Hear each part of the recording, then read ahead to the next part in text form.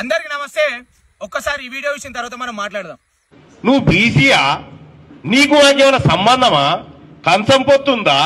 మంచం పొత్తులున్నాయా మనకేమన్నా? చూసారు కదా వీడియో. మంచము కంచమట.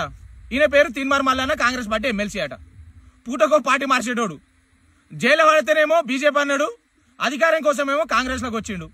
మొన్ననే వెనక ముడి మీకెళ్ళి దాన్ని ఆయనతో బయటకు నూకేసినట్టు కాంగ్రెస్ వాళ్ళు కూడా. మంచము కంచమేంద్రపై నాకు అర్థంగా తెలుదా? మంచమేందో కంచమేందో, ఎవరిని మంచం ఎవరిని కంచమో తేల్చేద్దాం. ఇక ఇది తెలంగాణ ఆడబిడ్డలు ప్రతి ఒక్కరు చూడాలి. మీ గుండె మీద చేయబెట్టుకొని ఆలోచన చేయాలి. 100% రోజులు వచ్చినాయి. ఇక ప్రజాస్వామ్యంలో 4వ స్తంభం అని చెప్పి మాట్లాడుతున్నారు కదా మేధావులందరూ. గొప్పలు రా మీరు అందరూ, చాలా గొప్పలు. ఆ మీడియా రూపంలో వ్యభిచారం ఎవడు చేస్తుండో రండగాల్లాగా ఎవడు వాగుతున్నాడు. మీడియా అంటే ఏంది? బాధ్యత కలిగినటువంటి ఒక వ్యక్తి సమాజంలో జరుగుతున్నటువంటి విషయాలు ప్రజలకు చెప్పాలి. నువ్వేం చేస్తున్నావు? కంచము మంచం అని చెప్పి మాట్లాడుతున్నావు. బుద్ధి లేదా? నీ ఇంట్లో నీ ఆడబిడ్డని ఇట్లా పట్టుకొని మాట్లాడతావా?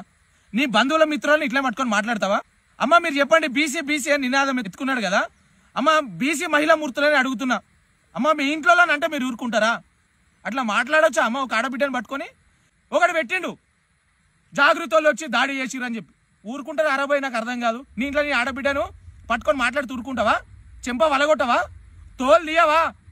4 ఉతికి సప్పరిచ్చి కుసరబోయ్ అని చెప్పవా? కాలు చేతులు ఇరగొట్టవా? బీసీ మహిళా మూర్తులు చెప్పాలి. అమ్మా నేను మిమ్మల్ని అడుగుతున్నా. అమ్మా నువ్వు ఏ స్థాయి నుంచి వచ్చినావు మర్చిపోయినావా? అమ్మ చాయ్ పైసలు వేయరు అన్న, గూగుల్ పే నెంబర్ అన్న అని పెట్టుకొని వచ్చినావు. బుద్ధి లేదా తిన్మార్ మల్లన్న? నీకు నేను గౌరవిస్తున్నాం, మాకు పద్ధతి ఉంది. నువ్వు అవలవను అని తెలిసిపోతుంది. నువ్వు బాధ్యత కలిగిన ఒక 10,000 నీ పని ఏంది? ఫస్ట్ ప్రజలకు మేలు చేయన్నా, ప్రజల కోసం మాట్లాడి. నీ బాధ్యత ఏంది అసలు? గువ్వ వలగొట్టకి ఏడుస్తున్నావా? చెంప వలగొట్టకి ఏడుస్తున్నావా? నీతిగా నిజాయితీగా రాజకీయం చేసుకో. బీసీలను అడ్డం పెట్టుకొని ఇంకేదో అడ్డం పెట్టుకొని రాజకీయం చేస్తే చెంప చెల్లుమంటది. మహిళా మూర్తులు వచ్చి ఇంటికి వచ్చి కొడతారు.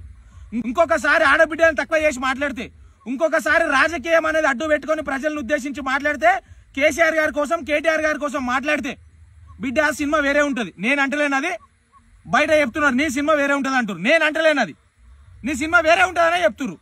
దయచేసి నువ్వు విషయాన్ని అర్థం చేసుకుంటాను కోరుకుంటూ బాధ్యతగా రాజకీయం చేసుకో. చేతనైతే రాజకీయం చేసుకో, లేకుండా మూసుకొని ఇంట్లో కూర్చుంటావని ఆశిస్తూ నువ్వు మంచిగా బతకాలని కోరుకుంటూ జై హింద్, జై భారత్, జై తెలంగాణ.